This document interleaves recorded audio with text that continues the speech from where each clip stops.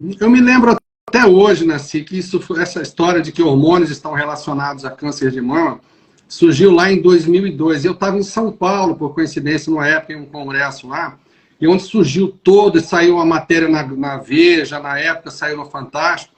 E aí tudo isso começou quando foi interrompido lá nos Estados Unidos aquele estudo chamado WHI, que é um dos mais famosos, né? Que tem um segmento, uma linha de segmento até hoje ainda. Ele quis ressurgir agora em 2017 também. Isso, exatamente. E aí o que acontece? Esse WHI, na realidade, é um estudo do mais alto padrão de confiabilidade científica que a gente tinha, porque ele é um estudo multicêntrico, randomizado, duplo cego, placebo controlado, né? E aí, o que aconteceu? Explicando rapidamente para o pessoal que está nos ouvindo aqui agora.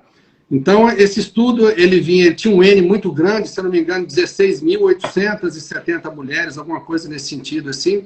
E eles começaram a perceber que um determinado grupo desse estudo, as mulheres começavam a aumentar a incidência de câncer de mama em 26%.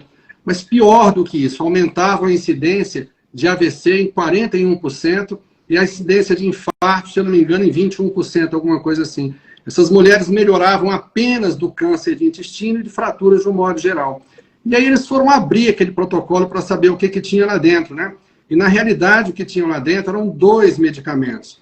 Um deles se chama Premarin, que eu acho que ainda é comercializado hoje em dia com esse nome, que é uma sigla em inglês de Pregnant Mare Urine, urina de égua grávida. Então, era um hormônio que eles retiravam a urina da égua grávida, isso aí está bem documentado, vocês podem procurar na internet, vocês vão ver que é verdade isso, né? E davam aqueles estrógenos conjugados para a mulher tomar.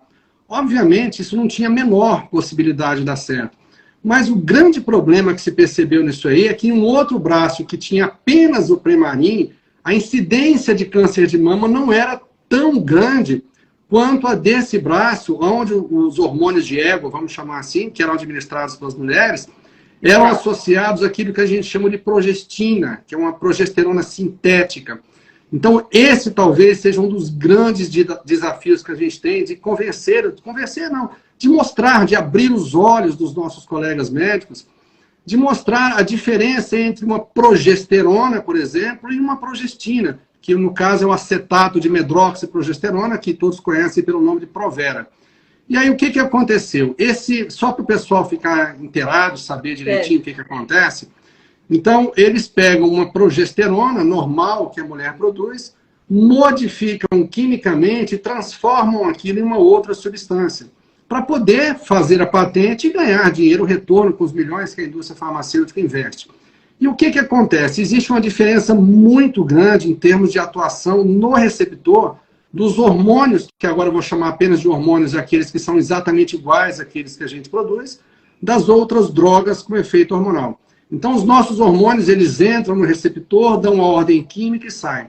Então, essa ordem química, a partir do momento que eu peguei um hormônio, modifiquei ele quimicamente, ele até consegue se encaixar no receptor de uma forma até muito mais forte, ligando. Só que a ordem daquilo que ele quer que seja feito é uma ordem equivocada, porque ele é quimicamente modificado. E aí, onde surgem os efeitos colaterais, principalmente relacionados ao estímulo da cascata de coagulação, que é que vai aumentar o risco de trombose em muitas pacientes também, que foi isso que aumentou a incidência de 41% de AVC nessas pacientes, e aumentam também a incidência de câncer de mama. E o que a gente sabe hoje em dia a respeito dessa relação de menopausa também com câncer de mama, né? A gente sabe que aquelas mulheres que têm um histórico familiar, por exemplo, de câncer de mama, que não fazem absolutamente nada quando entram na menopausa, elas mantêm a mesma estatística familiar e natural para a idade de desenvolver um câncer de mama. Aquelas mulheres que utilizam hormônios sintéticos, drogas com efeito hormonal, elas pegam a incidência natural, familiar e para a idade e acrescenta isso 26%. E a gente sabe que aquelas mulheres que utilizam hormônios bioidênticos, elas pegam a incidência natural que elas têm e elas diminuem em média até 30% na incidência de câncer de mama. Mas isso tem um motivo, e você falou uma coisa extremamente interessante aí no começo, que é a respeito da inflamação silenciosa, a inflamação crônica subclínica. Principalmente a inflamação visceral, né? Exatamente.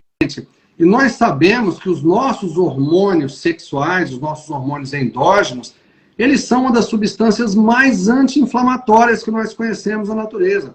Tanto é que por que os homens infartam mais após a queda, o declínio hormonal? Por que as mulheres também infartam mais após a menopausa? Por que as mulheres e os homens também têm maior incidência de câncer? Porque com a queda dos hormônios sexuais, eu aumento todos os meus marcadores inflamatórios. E é essa inflamação silenciosa, crônica, subclínica, que é capaz de induzir a todas as doenças características do processo de envelhecimento, não apenas as lesões cancerígenas, as lesões proliferativas, né? Então, isso é uma coisa muito importante da gente entender, que o que a gente busca na realidade, algumas críticas a gente recebe, né, Nancy, quando a gente trabalha dessa forma, que falam assim, mas vocês trabalham aí com taxas referenciais diferentes aí do laboratório. Não, não tem nada de diferente que a gente trabalha. A gente simplesmente pega aquilo que está dentro do normal e a gente tenta trabalhar dentro do nível de excelência, dentro daquilo que é excelente. Porque dentro do normal ainda cabe doença, mas dentro do padrão de excelência, dificilmente a gente vai adoecer. E o nosso objetivo, na realidade, é fazer com que as pessoas envelheçam cronologicamente, porém com a chance mínima, com risco mínimo, de desenvolver as doenças características do processo de envelhecimento, né?